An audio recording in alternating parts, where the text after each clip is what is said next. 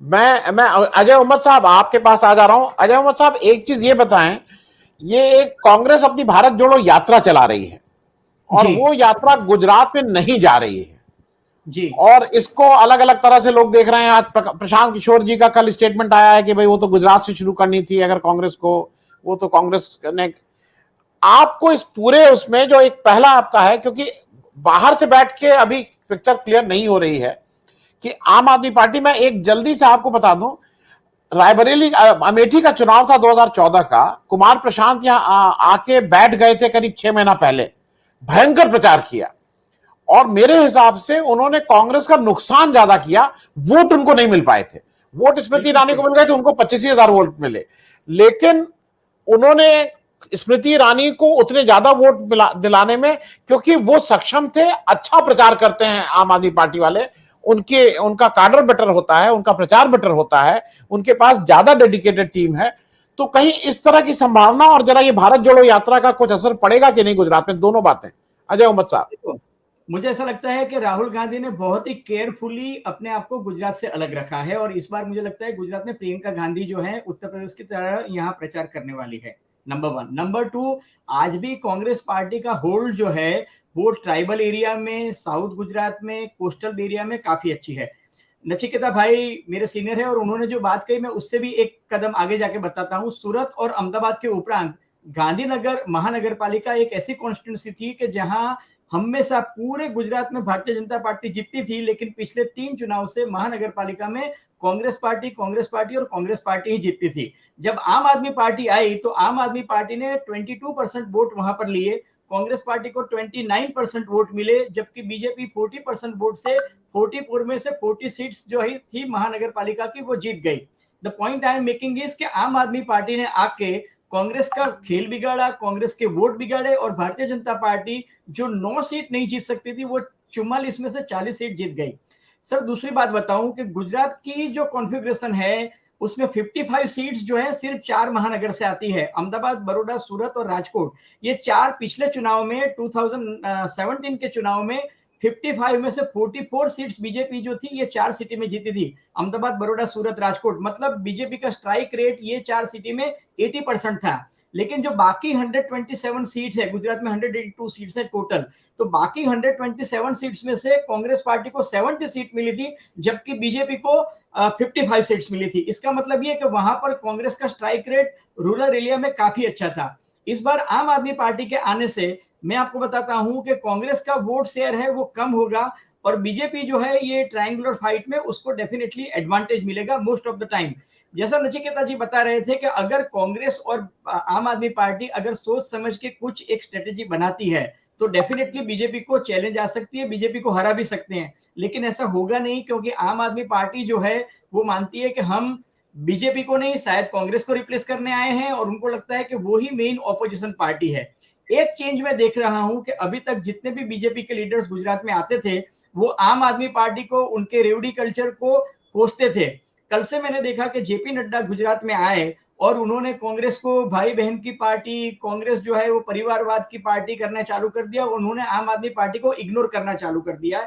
इसका मतलब बीजेपी जो है अब कांग्रेस पार्टी को तूल दे रही है। और दूसरा कि पिछले 10-15 दिन से अशोक गहलोत ने जब से गुजरात की कमान संभाली है उन्होंने गुजरात में काफी कुछ कैंपेन भी चालू किए हैं और कांग्रेस पार्टी के कार्यकर्ता को मोटिवेट करने की भी कोशिश की है। तो अब मुझे पिछले 10-15 दिन से गुजरात में कांग्रेस पार्टी चुनाव की मैदान में आ गई है ऐसा लग रहा है। जी जी, अजय उम्मद साहब आपसे एक चीज और, आज मोदी जी सिंगल हैंडेडली किसी भी राज्य में अपनी पार्टी को चुनाव जिताने में सक्षम है। एक वेस्ट बंगाल में थोड़ा रुक गए थे लेकिन उनकी पार्टी ने बाकी लोगों को ध्वस्त कर दिया, सेकंड लार्जेस्ट, इतनी सीटें कभी नहीं आई थी। तो क्या मोदी फैक्टर सबसे बड़ा फैक्टर रहेगा गुजरात के इलेक्शन में? नंबर 1। नंबर 2, जरा आपसे एक चीज और जानना चाहेंगे, वो 2009 में मोदी जी को चीता ले गए थे जूनागढ़, उन्होंने कुछ शेर भेजे थे सिंगापुर, उसके बदले में चीते 4 मंगाए थे। उन चीतों का क्या हुआ? क्योंकि अभी वो कह रहे थे कि अभी जब 2 दिन पहले वो भाषण दे रहे थे कि हिंदुस्तान में पहली बार चीता आया, लेकिन 2009 का भी एक भाषण मैंने सुना, तब भी वो कह रहे थे कि हिंदुस्तान में पहली बार। वो चीते जो 4 आए थे वो भी हैं जूनागढ़ वाले पार्क में कि नहीं? वो मैं आपको बताऊं, आपके जो दो जी। सवाल है, नंबर 1 गुजरात के चुनाव में नरेंद्र मोदी ही मुख्य रहेंगे, जिसे आप स्टार कैंपेनर कहो, जो भी कहो, और पिछले 3 महीने से नरेंद्र मोदी जी हैं लगातार गुजरात आते रहते हैं। अगले 28-29 तारीख को भी वो आने वाले हैं। यहां तक कि आपने देखा होगा कि 5 राज्यों के चुनाव के परिणाम आए 10 मार्च को, है ना, और 11 मार्च को सुबह 11 बजे नरेंद्र मोदी जी गुजरात में थे और उन्होंने गुजरात से वर्चुअली कहा जाए तो चुनाव प्रचार की शुरुआत कर दी थी। उस वक्त ऐसी सोच थी कि शायद 15 जून के पहले चुनाव हो जाएंगे, लेकिन आम आदमी पार्टी बीच में आ गई तो फिर चुनाव जो थे डिले हो गए। नंबर 1। सो मोदी जी अभी भी उनका प्रचार जो यूपी में था कि डबल इंजन सरकार, तो यहाँ डबल इंजन का मीनिंग यही है कि नरेंद्र मोदी ही मेन इंजन है, बाकी सब डब्बे हैं। सो नरेंद्र मोदी ही मेन स्टार कैंपेनर रहेंगे और नरेंद्र मोदी के नाम पे ही वोट मिलते हैं, इसमें कोई शक नहीं है। आपका जो दूसरा सवाल था जूनागढ़ वाला, जो था जूनागढ़ में सक्करबाग म्यूजियम है। उस म्यूजियम में 2009 में नरेंद्र मोदी जब गुजरात के मुख्यमंत्री थे तो सिंगापुर में उन्होंने लायन की एवज में 4 चीते लेके आए थे, जिसमें 2 मेल थे 2 फीमेल थे, और वो जूनागढ़ के म्यूजियम में ही रहे। और तब ऐसा सोचा था कि इनकी प्रजाति बढ़ेगी, लेकिन जूनागढ़ के म्यूजियम में ही वो चारों 4 चीते जो थे उनका अवसान हो गया 2011 में। ये जूनागढ़ के ही म्यूजियम के जो कंजर्वेटर हैं उसने ऑन रिकॉर्ड जो बात कही, और गुजरात की प्रेस में और गुजरात की लोकल चैनल्स में ये चीज आई है। तो फैक्ट ये है, तो 2009 में लाए थे एज एक्सपेरिमेंट और 2011 में उनका डेथ हो गया।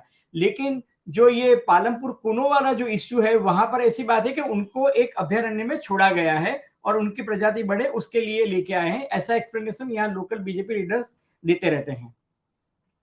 चीज और अजय भाई आपसे समझना चाह रहा हूं, पिछला इलेक्शन ऐसा 2017 का जब इलेक्शन हुआ था तो गुजरात और हिमाचल के इलेक्शन को साथ होना था और हिमाचल के इलेक्शन को गुजरात के इलेक्शन को पोस्टपोन किया गया 15 दिन करीब, और ऐसा कहा गया, आक्षेप ये लगाया गया कि कुछ इलेक्शन की फ्रीबीज कह लीजिए या इलेक्शन में कुछ देना था उसको, उसकी वजह से।